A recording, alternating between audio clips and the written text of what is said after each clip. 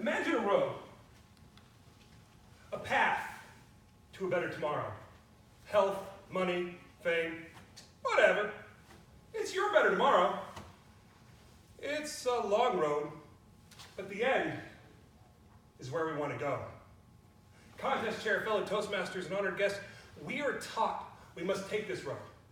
It'll be difficult, it'll take time, we shouldn't give up. For this is the road to success.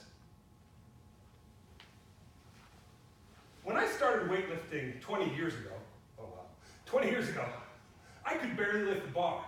There were people at the gym half my size who lifted more than me. The morning after my first session with my trainer, I cried. I was in pain. I couldn't move my arms. I struggled to dial the phone to bail on our next session. My trainer's response? Take 2 ibuprofen and come in now. And I did. Over the years, I've added a few more pounds to that bar. Many of you have had similar experiences, where bit by bit, you got better. You made progress. You got closer to your goal. At the end, you were successful. Maybe for you, it was finishing college, or learning to speak better publicly, or maybe you learned how to play the harmonica, which is really cool because I keep hearing it on the radio and I really want to learn that. We know this path works, and it works well, and it works until it doesn't. When my senior year in college, I decided to join the Air Force, serve my country. I was 275 pounds, 15% body fat. I was basically a tank. The Air Force wanted me at 215 pounds. So I dieted. I drank protein shakes before they were any good. I ate tuna before we learned mercury was bad. And way too many salads, which still aren't good. I went to the gym every day. Some days twice, once in a while 3 times. For 6 months, I did everything I could. The results? I only lost 5 pounds, and they wanted around 60 more. I was miserable. But I wasn't going to give up until my dad said, "Josh, I think it's time for you to quit." It was like my dad gave me an exit off that road. If I hadn't taken it, I wouldn't be here today. I wouldn't have met my wife, and I wouldn't have had my daughter. But at the time, it was hard. I didn't want to quit. It was easier to keep going than to deal with the pain of quitting, letting go of that goal and all the effort I put into it.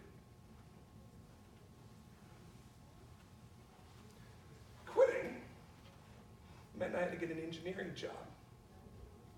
My 20-year-old self thoughts, jumping out of planes, way cooler than building them. Since that day, I've changed my opinion on that subject. And I've come to realize something.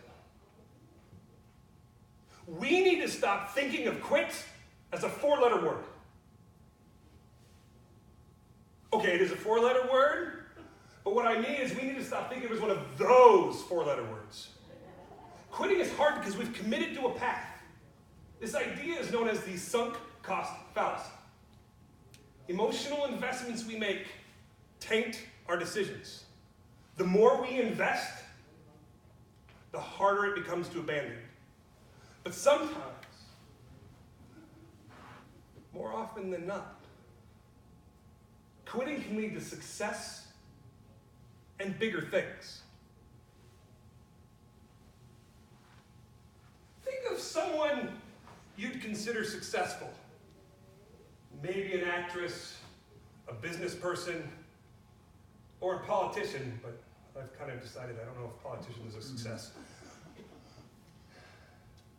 Think of that person in your mind. I'm going to go with Bill Gates. Many people would consider him successful. The thing is, he's also a really good quitter. He quit college to start Microsoft. Most people don't know is he quit Microsoft in 2014. He quit to take on a bigger challenge, wiping out malaria. He left to focus on his foundation and make the world a better place. Gates' better tomorrow means clean water for everyone. He left his original path twice for a new one. In that spirit, I have a challenge for you.